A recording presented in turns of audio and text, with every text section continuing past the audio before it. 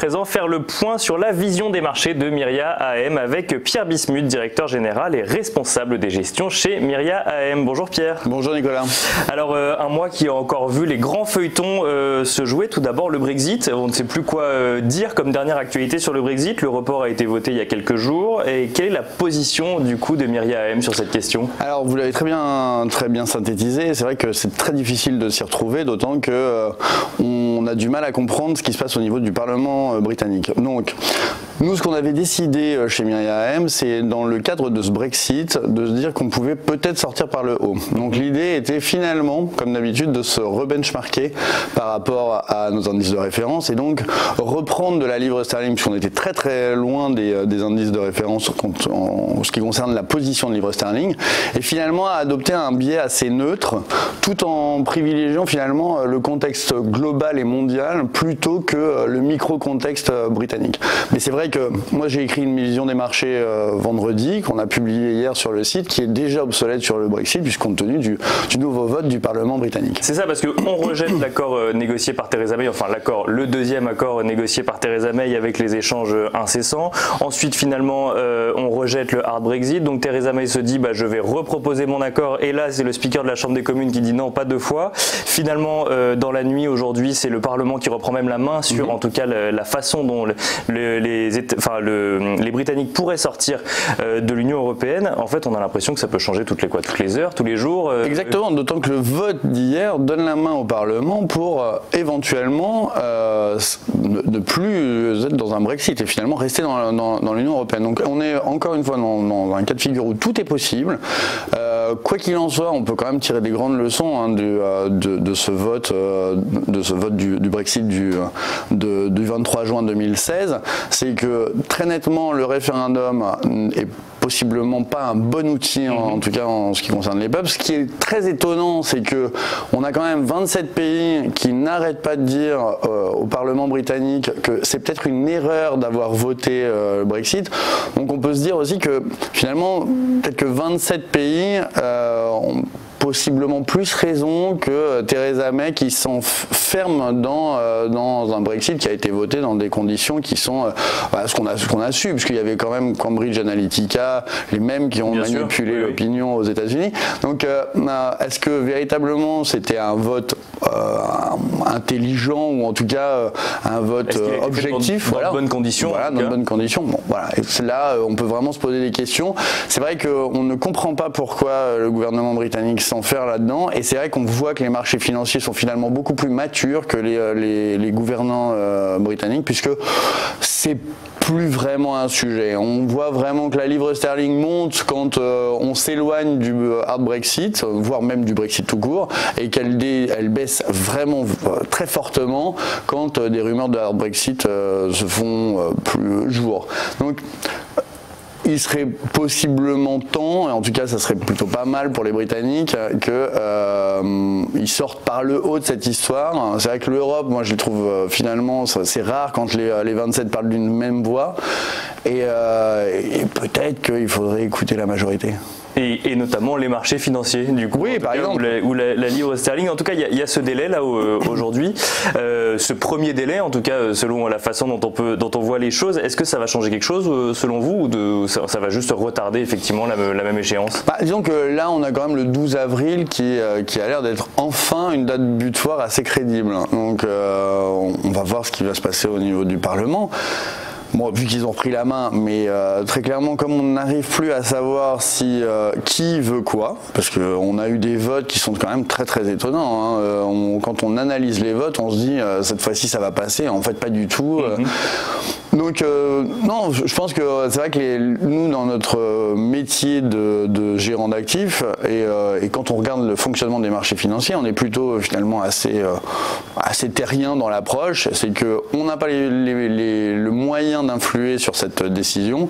Maintenant, il faut faire en sorte que ça soit le moins dommageable possible, et c'est pour ça que finalement on a des bornes de fluctuation de la livre sterling qui sont très très faibles, et un marché action britannique qui finalement reproduit les mêmes performances que les marchés européens. Et alors une dernière question sur le Brexit, donc quand on regarde ça de l'extérieur ou quand on veut se positionner face à cette actualité, donc il y a ce qui se passe au Royaume-Uni, puis il y a la position de l'Europe. Est-ce que ça c'est plutôt un facteur accommodant ou un autre facteur de risque dans cette histoire? Moi je trouve que c'est plutôt accommodant parce qu'on entend quand même clairement que les Européens ne sont pas vraiment favorables à un Brexit quel qu'il soit soft ou hard. Donc on a plutôt finalement un pôle de stabilité d'un côté et malheureusement un peu n'importe quoi de l'autre côté. Mais ce qui est intéressant, c'est voir ces manifestations assez impressionnantes à Londres en faveur du Remain, ce qui pourrait aussi influer sur la décision finale. Et alors ça c'était le premier feuilleton, donc ce Brexit, un deuxième feuilleton qui date depuis très longtemps, c'est cette guerre commerciale entre la Chine et les États-Unis. Depuis le début de l'année, quel impact ça a eu sur les marchés, ou en tout cas quelle est votre vision de cet impact? En tout cas, alors si on reprend même en 2018, on a vu que cette guerre commerciale pouvait, en tout cas les marchés le redoutaient, pouvait précipiter l'économie mondiale dans une récession qui n'a pas eu lieu, puisque là on a les chiffres, on sait que l'Italie a été en récession, on a un ralentissement très marqué en Allemagne, notamment sur la production automobile, mais on n'a pas eu de récession mondiale. Les États-Unis se portent comme un charme, et c'est là l'élément clé à mon avis, c'est que finalement, avec un déficit commercial aussi important vis-à-vis des Chinois, penser que Donald Trump est fou était franchement une erreur. En fait, il a un boulevard devant lui pour rééquilibrer les échanges commerciaux entre la Chine et les États-Unis. Et finalement, rapatrier de la croissance aux États-Unis. Il met beaucoup de pression. D'ailleurs, toutes les études qu'on voit sortir chez nos amis sociétés de gestion montrent que si la Chine était en récession, l'impact sur les États-Unis serait finalement assez faible en croissance, même sur les 2-3 prochaines années. Donc, avec un jeu déséquilibré comme ça, Donald Trump a beau jeu en fait de vouloir rééquilibrer la croissance. Donc on voit que ça ne précipite pas la récession tant qu'on est sur un point, on appuie mais assez fortement mais sans faire trop de dommages. Donc forcément les marchés ont vraiment rebondi en constatant qu'il n'y avait pas de récession, mais surtout on voit mal comment on pourrait en sortir par le bas encore une fois. Parce qu'on avait quand même peur de ce choc des titans à un moment où on se disait bon bah si vraiment ça va plus loin et si vraiment il y a ce jeu d'escalade, finalement oui ça peut précipiter dans une récession. On était tous, souvenez-vous, suspendus au compte Twitter de Donald Trump. Oui, mais sauf que c'est exactement comme ce qui s'est passé avec la Corée du Nord. En fait, personne n'a compris comment on avait eu une sorte de Deus ex machina où finalement ils deviennent très copains alors qu'ils s'insultaient copieusement par médias interposés. Là, on est exactement dans la même mécanique de négociation. Alors, on peut en penser ce qu'on veut, c'est bien, c'est mal, mais en tout cas, force est de reconnaître que 1, on a un président américain qui est loin d'être fou, et 2, qui veut rééquilibrer la croissance, 3, qui met à jour finalement les forces et faiblesses de son partenaire principal commercial chinois, et qui en joue habilement. Donc, on voit mal, encore une fois, pourquoi on irait à une guerre commerciale totale. On peut toujours l'envisager, mais je pense que là, c'est vraiment un perdant-perdant, et je pense qu'on est plus dans un jeu gagnant-gagnant. Donc c'est pour ça que c'est moins un enjeu en ce moment. Après, tout peut changer, comme on l'a vu avec le Brexit. Dès que c'est politique, tout peut changer. Tout peut changer très vite, et notamment grâce à Twitter. Les marchés sont en hausse depuis le début de l'année.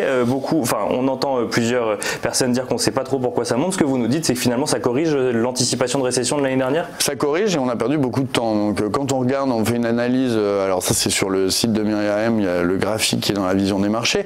C'est vrai que quand on analyse en fait la cherté relative des marchés, on s'aperçoit que finalement les marchés actions sont globalement à leur moyenne 10 ans, avec peut-être un peu d'avance pour le S&P 500, mais on n'a pas du tout de bulle spéculative. On peut difficilement voir que les marchés sont survalorisés.